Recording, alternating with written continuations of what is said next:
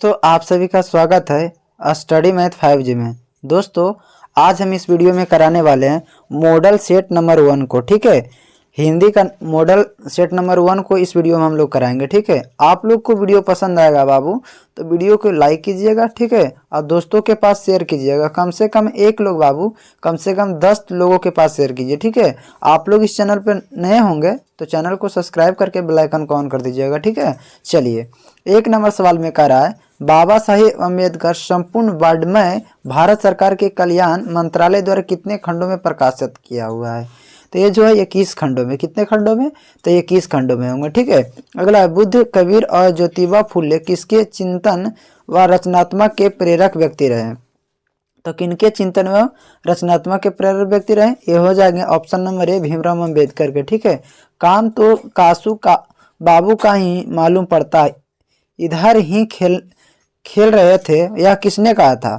ये सोफर कहे थे। कौन बोले थे?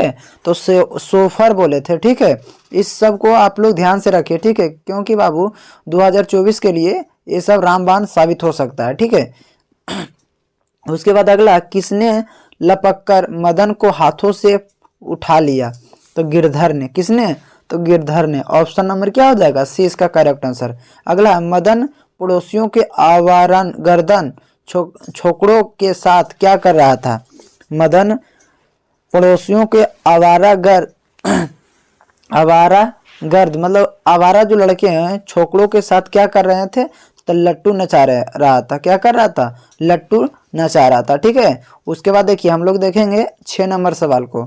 6 नंबर सवाल में कह रहा मैक्स मुलर का जन्म कब हुआ था? तब मैक्स मुलर का जन्म 6 दिसंबर 1823 ईस्वी में हुआ था।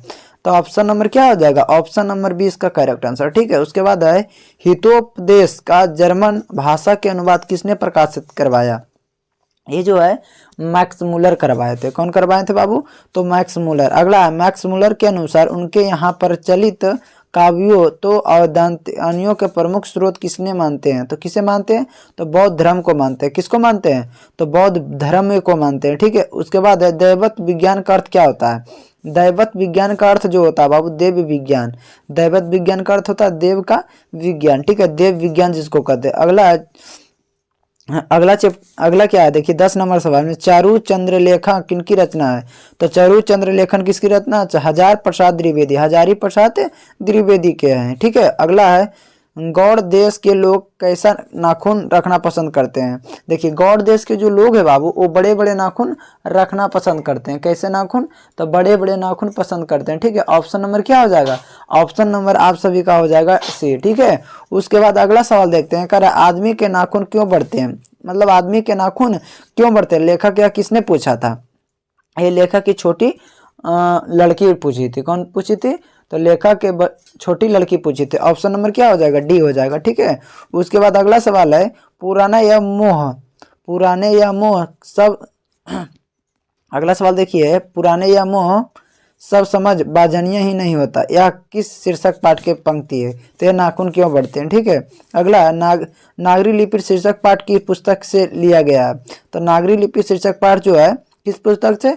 तो भारतीय लिपियों की कहानी से लिया गया। ठीक है, चलिए अब देखते हैं अगला सवाल। अगला सवाल कह रहा है कौन के सिलाहरा माने खेट के राष्ट्रकूट देवगारी के आदव तथा विजयनगर के शासकों के लेखक किस लिपि में है? यह है नंदनागरी लिपि में। क्या हो जाएंगे? Option number D. ठीक है, उसके बाद है दंती दुर्ग के बाद राष्ट्रकूटों की गद्दी पर कौन सा बैठा? कृष्ण बैठे थे प्रथम में। ठीक है, उसके बाद किसके गले में स्काइउटो की तरह एक रुमाल बांधा था? तो बहादुर के गलों में। किसके गलों में? तो हो जाएंगे ऑप्शन नंबर बी, बहादुर के गलों में। ठीक है, चलिए अब ये क्या अगला सवाल। ठीक है, अगला है सुखजीवी नामक उपन्यास किनकी लिखा है? तो सुखनीमी उपन्यास जो लिखा अमरकांत के। किसके? तो अमरकांत के हो जाएंगे। ठीक है, चलिए अगला सवाल है बहादुर का बाप कहाँ मारा गया था? तो बहादुर का बाप जो है बाबू युद्ध में मारा गया था। कहाँ मारा गया था? तो युद्ध में मारा गया था। अगला है हिदायत शब्द का अर्थ होता है। तो हिदायत का होता है चेतावनी। ठीक है, प्रगतिशील आलोचना हिंदी अपूर्ण सिद्धांतों का संकलन नहीं है, वह साहित्य की परंपरा का क्या है? तो मूर्त ज्ञान है, हो जाएंगे मूर्त ज्ञान है कि ठीक है। ऑप्शन नंबर क्या हो जाएगा? ऑप्शन नंबर 20 का करेक्ट आंसर। ठीक है, चलिए अगला, रोन नदी के दूसरी ओर अवयवों एक और हिस्सा जो लगभग स्वतंत्र है, उसका नाम क्या है? तो ला शत्रुज है। क्या? शत्रुज है, ला शत्रुज है। ऑप्शन नंबर 20 का करेक्ट आंसर होगा। सहाने शब्द का अर्थ क्या होता है? सहाने का होता है सुशीर बांधों के में साहा, सुशीर बांधों में साह। ठीक है, लेखक श्रीनिवास की साहित्य के प्रतिष्ठा रचनाकारों में से एक है। क्या? कन्नड़ भाषा में। जो लेखक श्रीनिवास जी लिखे हैं कौन सी भाषा में? तो कन्नड़ भाषा में। ठीक है, चलिए अगला सवाल है, साहित्य अकादमी ने लेखक श्रीनिवास के कहानी संकलन व्यथगुनी को किस वर्ष पुरस्कार किया? तो ये जो है 1969 ईस्वी में। ठीक है, तुम्हारा क्या है? माँ दूसरे पास गया बैठा या पैसा है तुम्हें क्या मैं पाल सकता हूँ, या किसने कहा था? ये जो है बाबू मंगम्मा का बेटा कहा था। किसने कहा था? मंगम्मा का बेटा कहा था। ठीक है, किस लेखक के कथा साहित्य में उड़ीसा का जीवन गहरी अंतरिक्ष के साथ प्रकट हुआ है? यह है सात कोड़ी होता से। ठीक है, चलिए उसके बाद देखिए अगला है 28 नंबर सवाल को, लक्ष्मी किसके घर में काम करती थी? तो लक्ष्मी जो है तहसीलदार के घर में काम करती थी। किसके?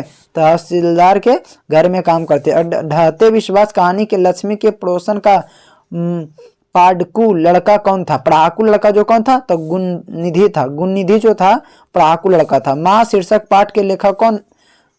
लेखक का नाम क्या है? तो माँ शीर्षक जो पाठ है इसमें है श्री ईश्वर पाटलिकर। ठीक है, चलिए आप लोग को वीडियो पसंद आया होगा तो वीडियो को लाइक कीजिए और दोस्तों के पास आप लोग शेयर कीजिए। ठीक है, आप लोग इस चैनल पे नए हैं तो चैनल को सब्सक्राइब करके बेल आइकन को ऑन कर दीजिए ताकि आने वाले सभी वीडियो के नोटिफिकेशन आप सभी के साथ पहुंचता रहे। Thank you for watching.